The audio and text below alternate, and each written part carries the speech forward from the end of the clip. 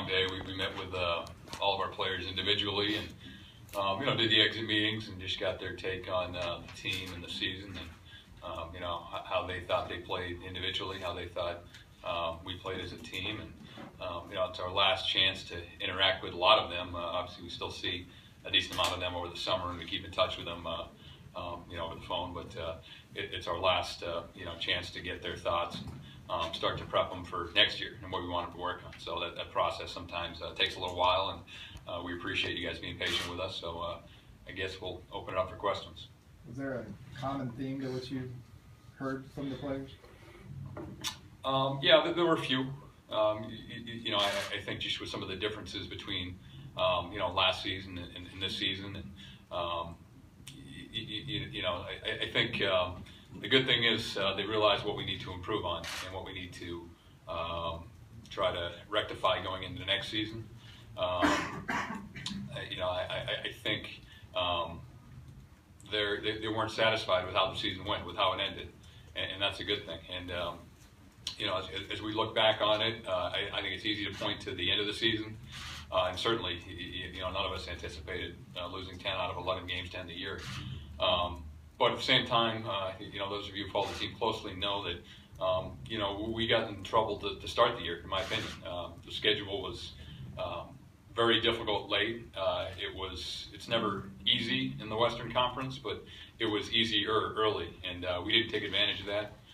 We started out 12-14, and I believe we lost 5 or 6 games to teams under 500 at home before the end of 2014, and that really put us in the hole. So, it's one of the things with young guys. I feel like last year we did a better job of winning the games we should win. This year at times there was, I think too much of a mentality about, we lost this one, but let's get the next one. It's a learning experience. I think a lot of the time you learn more from your failures than you do from your successes. Last year we had the most improved team in the league, and a lot of success that I think was surprising to people externally. To be honest with you, I'm not sure, how much a lot of guys learned from that. This year I think it was more of a humbling experience, and I think we'll all learn from it, and I think we'll get better from it, and I think we'll bounce back and have another good year next season. Talking about the changes between last season and next season, or this season, do you think that you still have the right core group of players that you can just add to, or do you think that there needs to be any substantial changes made? I think we have a good group of players, but I do think we need to add to it. I think the best teams have players at all stages, and what I mean by that is you have some veteran players who are in their late 20s, early 30s that have kind of been there and have a lot of experience and hopefully have had a decent amount of success. You have your players kind of in the prime of their career from their mid to late 20s who usually are your best players and drive the team. Traditionally, that's when guys play the best basketball of their career. And then you have the young development players who are probably role players and help fill in when they're needed. And the guys that more help you keep it sustainable, going forward and fill in the gaps in the future as the older guys retire or move on. So we're definitely skewed to the younger side this year. We've tried to do something over the past couple of years that's not easy to do, especially in a very difficult Western Conference, and that's to turn over the team, infuse the team with young talent, but also stay competitive. And most teams either do one or the other. They try to stay competitive and win with veteran players. And to be honest with you, you can probably win more games in a short amount of time by doing that, but it's not as sustainable.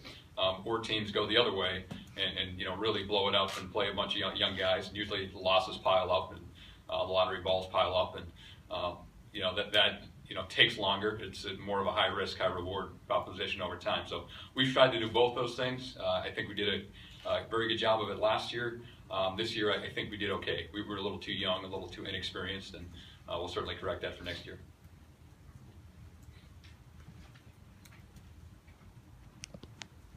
Okay.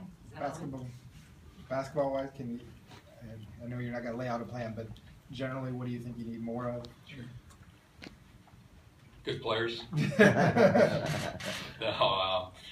Paul, you know how our season went as well as anybody did. I feel like we need a little more size. We need more rebounding. We need to shoot the ball better on the wing, and I think some of that will come from internal improvement from our own players. And we also need more experience, and we need more leadership. The good news is we have a lot of our good young players in contract. We do have a decent amount of salary cap space. We have all of our own picks in the first and second round going forward. We also have 3 additional first-round picks coming over the next couple of years. So we're well positioned, and that's one of the things that's encouraging to me as we look forward. A lot of teams in the Western Conference, in my opinion, or I don't say they're all in, but they've pushed a lot of chips to the middle of the table right now to try to win now, and their time is now.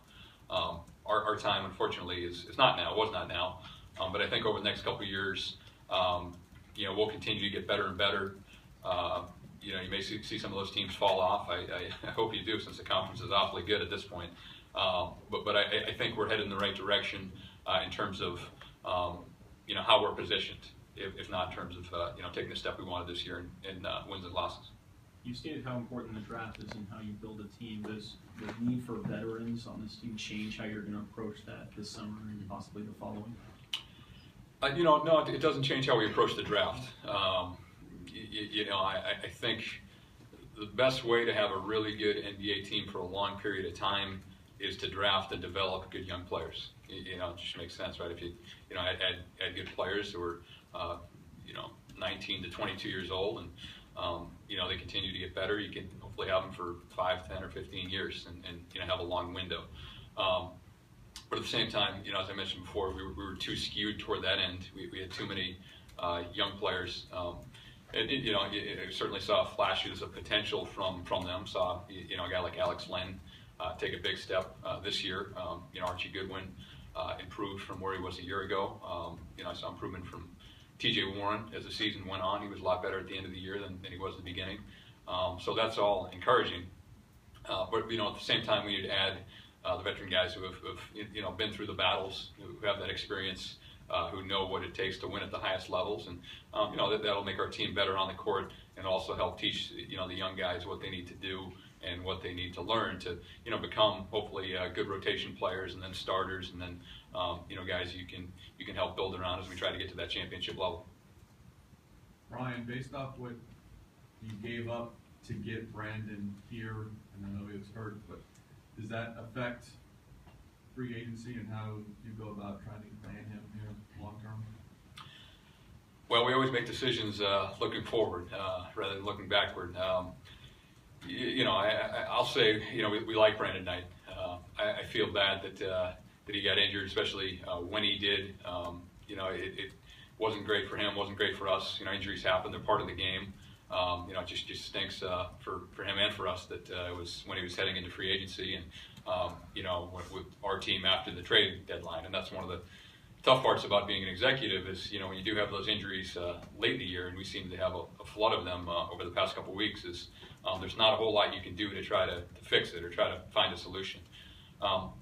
But as far as going forward, I'll be careful what I say or how I say it about Brandon Knight, given how Eric Bledsoe's contractual situation went last year. But we like him as a player. We like him as a person. We do have interest in bringing he and Brandon Wright, both of them, back here to Phoenix, and we hope we hope they feel the same way, and we think they do. Do you already have a better feeling about that? Brandon, at least publicly with us, has been a lot more open about his desire to come back than Eric was at any point last year. Mm-hmm. We'll see how it goes. He has to do what's best for him and his family, and we'll do what's best for us as an organization. But I think it's a learning experience for all of us, especially speaking for myself. It's my second year as a general manager, Jeff's second year as a head coach. There are things we've done well over the past couple of years. There are areas where we can improve. So, I think we all learned, from Eric's situation last year, and I think and hope that this one will go a lot smoother. Talking about Eric, a lot of the stuff has been for him, the trading for him, the contract extension with him. How would you evaluate his season and your confidence in him moving forward? Yeah, he's a dynamic player. I think he made progress this year. He held up. I think he played 81 games. He missed one for the birth of his son.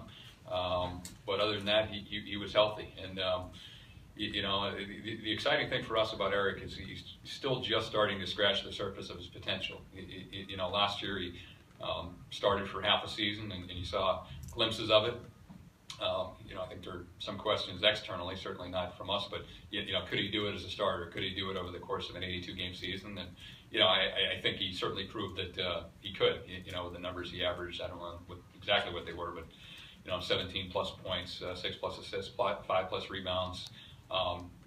He's one of the best perimeter defenders in the league. He has the ability to neutralize other elite point guards, or I don't know if neutralize them, but slow them down a little bit, which is very valuable on a team. That being said, he still has areas where he needs to grow and improve.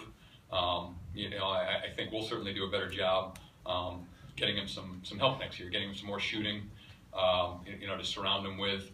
I feel like it was kind of a tale of two seasons before and after the trade deadline. Before the season, we probably had too much depth, in the backcourt positions, and made it challenging for Jeff to allocate minutes and get everybody involved and keep everybody happy after the deadline, especially after the injuries.